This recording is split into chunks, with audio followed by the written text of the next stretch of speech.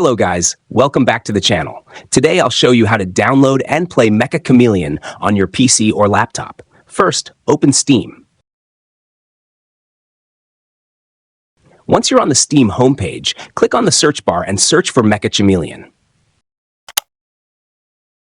Select the game from the search results to open its store page. Then, scroll down and click Add to Cart. Next, click View My Cart and select Continue to Payment. Complete the purchase process by entering your payment details and confirming the order. After the purchase is complete, the game will be added to your Steam library. Simply go to your library, download and install the game, and then click Play to start playing Meccha Chameleon. That's all for this tutorial.